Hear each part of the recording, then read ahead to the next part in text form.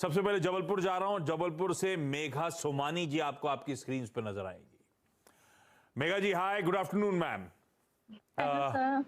Megha ma'am, सबसे पहली query Ashish ji के लिए। सर मेरी टाटा कम्युनिकेशन पे है, मेरे पास 70 शेयर्स हैं 1322 पर, और ये मैंने अगस्त में लिया हुआ है। तो मैं जानना चाहती हूँ कि मैं भी क्या करूँ, बहुत लॉस हो रहा है। अच्छा, ये क्यों लिया था मेघा मैम? टेक्निकल्स देख के, फंडामेंटल स्टडी कर कर, या किसी ने बताया था इसीलिए लिया था? कोई रीजन था उस समय लेने का? एक्चुअली कुछ टाइम पहले गावा जी ने बोला था हाँ, कि ये 1400 के और ऊपर जाएगा। हाँ। तो मैंने उनकी बात सुनकर ही ये लिया था।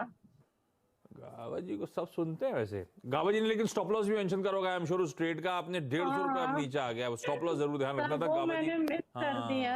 हाँ, फिर वही। मैंने एवरेज किया, हालांकि सब बोले अच्छा है ये। हाँ, तो नहीं, मैंने एवरेज और किया, पहले 37 लिया था, हाँ, फिर और एवरेज किया है इसको। तो सर आगे क्या करूं, मैं 2 साल तक होल्ड कर सकती हूँ इसको? ठीक बात। भाई, लिया तो टेक्निकल बेट के तौर पे था महेश्वरी सर, लेकिन सब बोले फंडामेंटली भी अच्छी है तो एक्यूमुलेट भी कर लिया, और रख सकता हूं 2 साल के आसपास, कोई टेंशन नहीं टाइम का। नहीं आ पर रहे हैं। फंडामेंटली अच्छी है कि नहीं? अब महेश्वरी सर, टाटा कम्युनिकेशन क्या करूं? मेरी बाइंग से 150 रुपए नीचे आ गया इस स्टॉक। जी, सबसे पहले तो जो भी निवेशक और दर्शक हैं उनको मेरी एक सलाह रहेगी कि आप डिसाइड कर लीजिए कि आप किस कैटेगरी के इन्वेस्टर हैं या ट्रेडर हैं। यदि आप डे ट्रेडर हैं तो आपके ट्रेड्स को डे ट्रेडिंग के लिए फिनिश करके जाएं। यदि आप बीटीएसटी ट्रेडर हैं तो आप बीटीएसटी करें, और यदि आप निवेशक हैं तो अपना एक टाइम होराइजन रखें, क्योंकि आपने स्टॉक आपके जो परचेज प्राइस से 5-7% नीचे है और आप 2 साल होल्ड कर सकते हैं। तो यदि आपने एक अच्छा ब्लू चिप स्टॉक को लिया हुआ है तो आपको बिल्कुल घबराने जैसी बात नहीं है। मेरा मानना है थोड़ा सा स्टॉक आपने हाई रेट पे परचेज कर लिया था, तो जब हाई रेट पे स्टॉक हम कोई परचेज करते हैं तो ट्रेडिंग बैठ के जैसे हमें परचेज करना चाहिए, ताकि आपने 2-5-7% गेन के लिए आपने स्टॉक को बाय करी।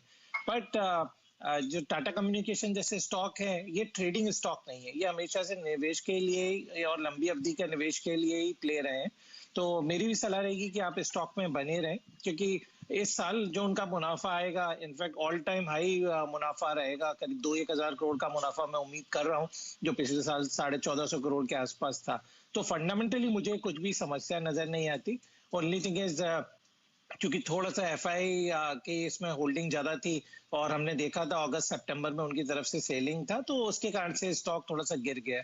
बट जैसे ही इस क्वार्टर के नतीजे आएंगे दोबारा से स्टॉक में एक रनअप देखने को मिलेगा। तो मेरी सलाह रहेगी आप स्टॉक में बने रहें, और कभी भी ये स्टॉक 1125 के आसपास आपको मिले तो और एक्यूमुलेट कर लीजिए। बढ़िया है भाई, फंसे हैं लेकिन फंडामेंटली बढ़िया कंपनी में फंसे हैं, रख सकते हैं। और इनफैक्ट लोज अगर आते हैं यहां से और 50 रुपए गिरता है तो चाहें तो और फर्दर खरीद लीजिए, कोई घबराने की जरूरत नहीं है।